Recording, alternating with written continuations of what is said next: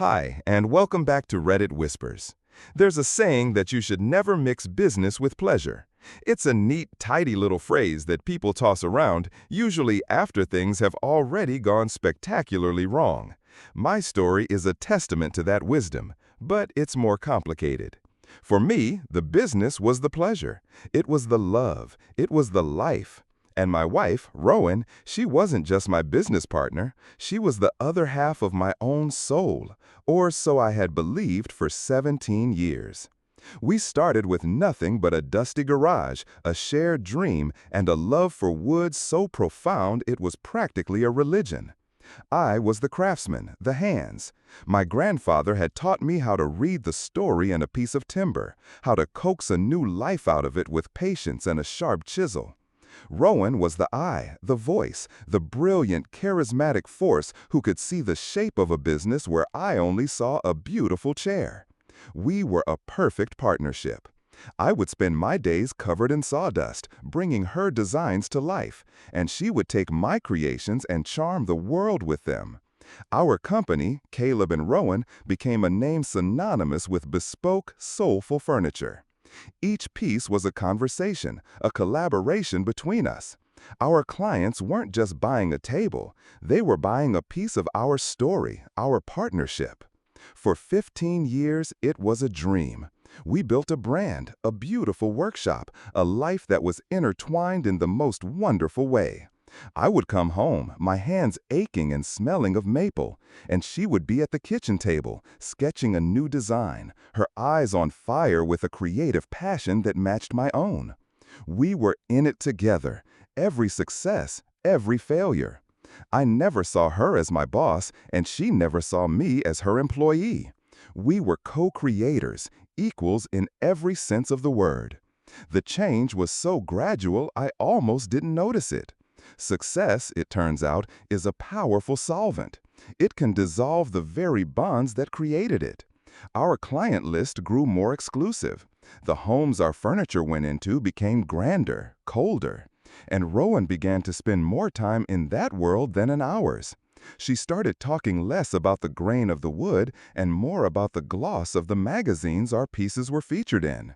She hired a team, a buffer of sharp, ambitious young people who began to fill the space that had once been just ours. The workshop, once my sanctuary, started to feel like a factory floor. My title, unofficially, became head of production. Rowan's became CEO. The warning signs were there, but I was a fool in love. I mistook her ambition for our shared passion. I thought her late nights spent at networking events were for us, for the business we had built together. The final, fatal shift came when she hired a man named Julian Croft, a sleek, cold-eyed business consultant who spoke in a language of leveraging brand identity and optimizing production pipelines. He saw my meticulous, time-consuming craft not as the soul of our business, but as a bottleneck in its profitability. He and Rowan would have closed-door meetings that I was not invited to. They would emerge with new plans, new strategies that always seemed to involve compromising on the quality I held sacred, in favor of a speed and volume I found abhorrent. They started talking about a new, more accessible line of furniture. It was a euphemism for cheaper materials, mass production, and the death of everything our brand was supposed to stand for. When I protested, when I tried to remind Rowan of the dusty garage and the dream we had shared, she looked at me with a cool, distant pity. "Caleb, you're being sentimental," she said, her voice lacking its old warmth. "This is about growth. It's about securing our future." It was the first time I realized she was no longer talking about our future. She was talking about hers. The day it happened was a Tuesday so painfully ordinary it felt like a deliberate insult. She called me into her office, the one that used to be our shared design studio, now a sterile, glass-walled box that looked like it belonged in a skyscraper. Julian was there, standing behind her chair like a silent executioner. She didn't look at me. She looked at a spot on the wall just over my shoulder. She had a script. I could tell it was rehearsed. She spoke of corporate restructuring and strategic realignment. She used words like redundancy and downsizing. They were cold, dead words, and they were all aimed at me. For 17 years, I had been the heart of this company. I had poured my blood, my sweat, and the memory of my grandfather into every piece we had ever sold. And in the space of 5 minutes, I was being told that my position was no longer viable in the new corporate structure. I was being fired by my own wife from the company that bore my name. She slid an envelope across the desk, a severance package. It was an insulting, clinical sum, the kind of money you give to a stranger you want to disappear quietly. "I'm sorry it had to be this way, Caleb," she said, still not meeting my eyes. "It's just business." I looked at her, at the woman I had built a world with, and I saw a complete stranger. The love, the partnership, the shared dream, it had all been just business to her. I didn't take the envelope. I didn't say a word. I turned and walked out of the office, past the silent, staring faces of the young employees who had replaced our family. I walked through the workshop, my workshop, and ran my hand over a half-finished table, my last contribution to a story that was no longer mine. I walked out the door and didn't look back. I had not just been fired from my job, I had been evicted from my own life. And the one thing that kept echoing in my mind was the first lesson my grandfather ever taught me about wood. Always keep your original plans, because a copy can be stolen, but the source is yours forever. She had taken our business, but she had no idea that I still held the blueprints to its very soul. The first month after the firing was a period of profound and disorienting freefall. It wasn't just losing a job, it was a total system failure of my life. I came home to a house that was no longer a home. It was a shared asset, a legal entity. Rowan and I moved through it like ghosts, our conversations reduced to the cold, necessary logistics of separation. She had already hired lawyers. The divorce was proceeding with the same ruthless efficiency as my termination. She was dismantling our life together as if it were a business being liquidated. I was adrift. My hands, which for my entire adult life had found their purpose in the shaping of wood, were now idle. They felt like useless, foreign objects at the ends of my arms. I would wake up in the morning with the ghost of a routine, the instinct to head to the workshop, only to be hit by the brutal reality that the workshop was no longer mine. It was a physical ache, a phantom limb where my life's work used to be. I watched from a distance as the company I had co-founded, Caleb and Rowan, was systematically gutted of its soul. The first thing to go was my name. A press release announced a grand rebranding. The company was now to be known simply as Rowan, with a sleek, minimalist logo that looked like it belonged on a perfume bottle. The press release, which I read on a cold library computer, was a masterpiece of corporate fiction. It spoke of Rowan's singular vision and her courageous new direction. My 17 years of contribution, the very foundation of the brand, were erased in a single paragraph that referred to me as a former production partner. I was a footnote in the history of my own life. Then came the new product line, the one Julian Croft had championed. It was a soulless collection of flat-pack, minimalist furniture that had more in common with a Swedish superstore than with the handcrafted heirlooms we had built our reputation on. They were using my name, my reputation for quality, to sell a lie. I saw a quote from Rowan in a design magazine where she talked about democratizing luxury, about making the Rowan aesthetic accessible to a wider audience. It was a beautiful, cynical spin on the simple, ugly truth. She was cashing in, trading our legacy for a quick, easy profit. The pain of that betrayal was a constant, low-grade fever. But beneath the pain, something else was beginning to stir. It was the quiet, stubborn anger of a craftsman watching his work being defaced. She had taken the body of our company, but she had discarded its heart. And the heart, the true essence of our work, had never been in the name or the logo. It was in the designs. The first 5 years of our business, our most iconic and celebrated pieces, were based on a collection of old, faded notebooks. My grandfather's notebooks. He wasn't a professional furniture maker, he was a draftsman with the soul of a poet, and he spent his life filling journals with intricate, beautiful, and deeply personal furniture designs. They were his hobby, his passion. When I was a boy, he would let me sit in his study and look through them for hours. Those notebooks were my inheritance, more valuable to me than any amount of money. When Rowan and I started our business, I had used his designs as our foundation. I had adapted them, modernized them, but the soul, the unique, elegant lines, and the clever, honest joinery, it was all his. We had built our empire on my grandfather's quiet, forgotten dreams. I had shared them with her freely, in love, as a partner. It had never occurred to me, in our 17 years of marriage and business, to legally separate my personal, inherited intellectual property from the corporate entity we were building. It was a lover's oversight, a husband's mistake. It was also, I now realized, my salvation. I went into the attic, a place I hadn't been in years, and I found the old wooden chest where I kept them. I opened it, and the familiar scent of old paper and graphite filled the air. I ran my hands over the worn leather covers of the notebooks. They were all there, dated, signed, a perfect, unbroken chain of my family's creative legacy.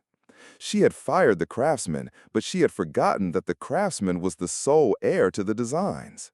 She was mass-producing a hollow echo of our work, but I held the original score. A new plan began to form, not one of revenge, but of reclamation. I would not sue her. I would not fight her in a courtroom over money and contracts. That was her world, a world of soulless legal battles. My world was the workshop.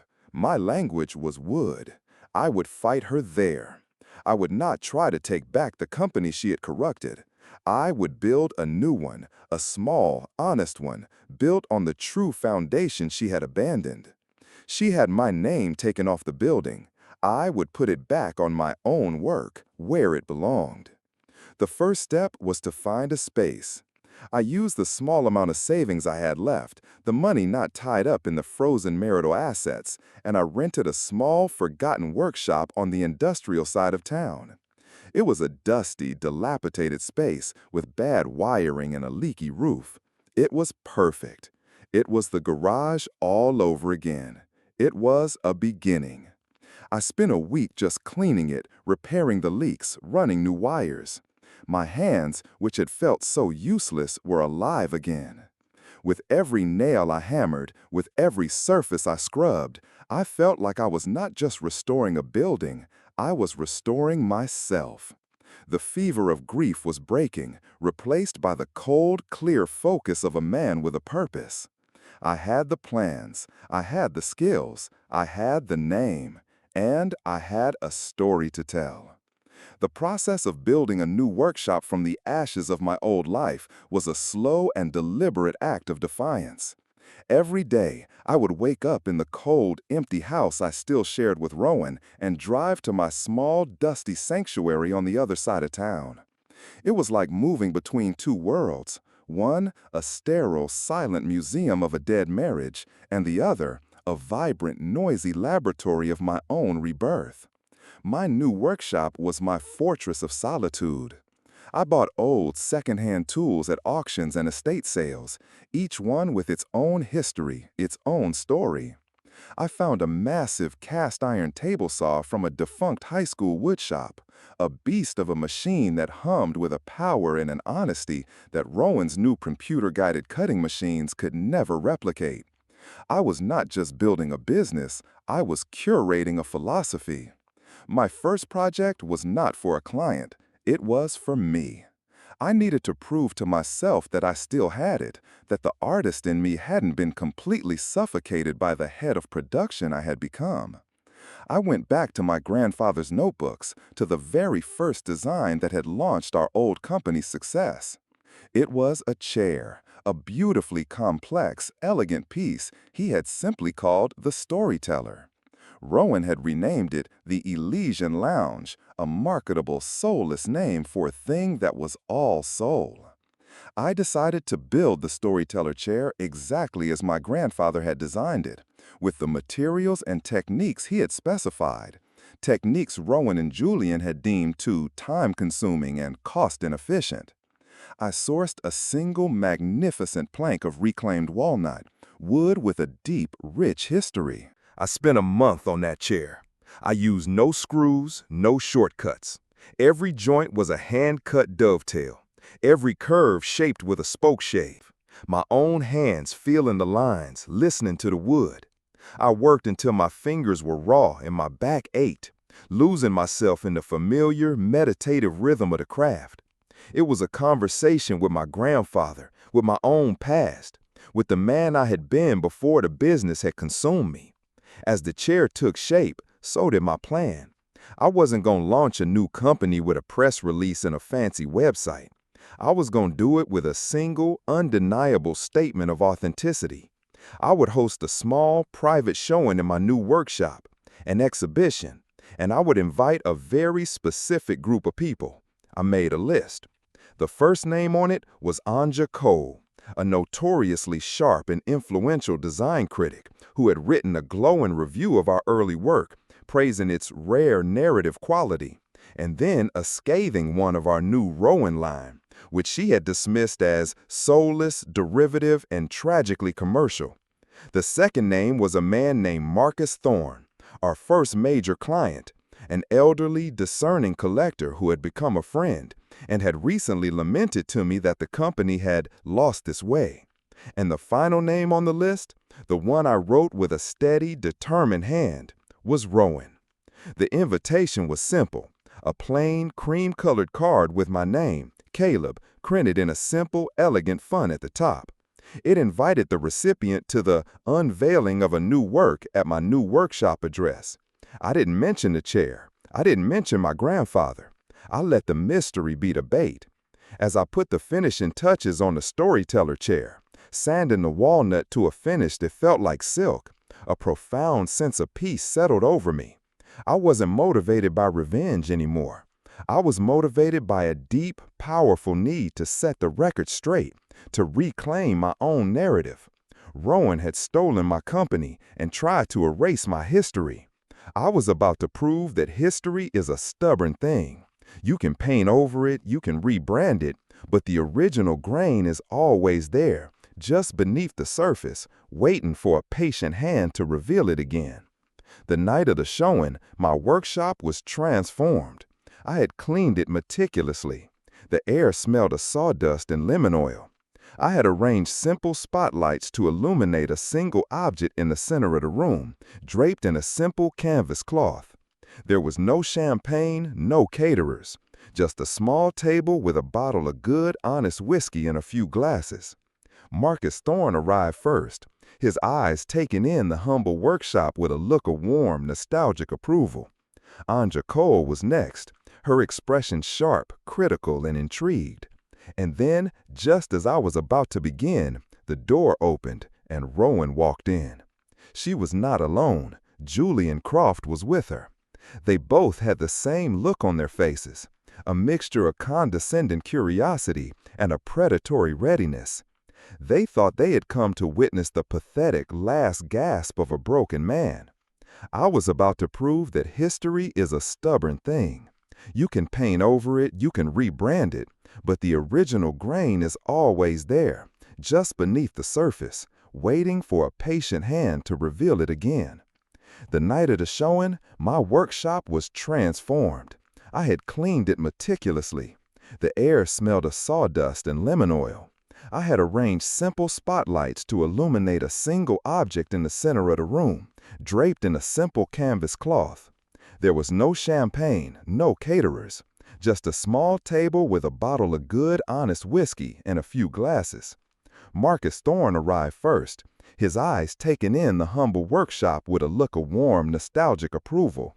Caugh was next, her expression sharp, critical, and intrigued. And then, just as I was about to begin, the door opened and Rowan walked in. She was not alone. Julian Croft was with her. They both had the same look on their faces, a mixture of condescending curiosity and a predatory readiness. They thought they had come to witness the pathetic last gasp of a broken man. They thought they were about to see me try to knock off one of their designs. They had brought a lawyer with them, a silent, shark-like woman who stood by the door, a cease and desist letter no doubt ready in her briefcase. The trap was set. The audience was assembled. All I had to do was pull back the curtain.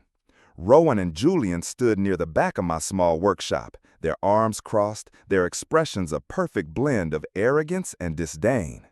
They were not guests, they were invaders, here to quash a minor rebellion. My old friend Marcus gave them a cool, dismissive glance, while the critic, Caugh, watched them with the fascinated, predatory stillness of a hawk spotting its prey. The drama of the situation was not lost on her. I didn't acknowledge my wife or her new partner. My focus was on the object in the center of the room. I let the silence build for a moment, a quiet, heavy anticipation filling the small space. Then I spoke. "Thank you all for coming," I said, my voice steady, amplified by the natural acoustics of the wood-lined room.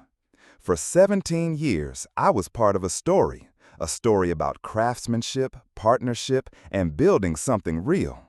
But stories can get mistranslated. The original voice can get lost in the noise of commerce and ambition. Tonight, I am not here to tell you a new story. I am here to reintroduce you to the original. With that, I took hold of the canvas cloth and, with a slow, deliberate movement, pulled it away. There it was, the storyteller chair. It sat in the pool of light, not as a product, but as a sculpture. The reclaimed walnut glowed with a deep inner fire. The lines were elegant, alive, a perfect harmony of form and function.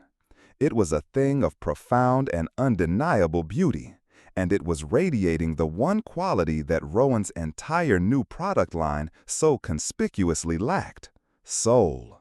A soft gasp came from Caugh. Marcus Thorne just stared, a slow, appreciative smile spreading across his face. He recognized it, of course, but he saw it in its purest, most perfect form. Rowan's face was a mask of confusion, which quickly morphed into rage.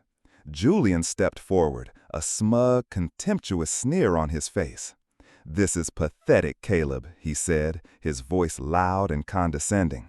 "What, you're going to build knockoffs of our best-selling designs in this hovel? Our lawyer will be in touch." This was the moment. I hadn't planned to speak of my grandfather. I had planned to let the work speak for itself. But his arrogance demanded a response.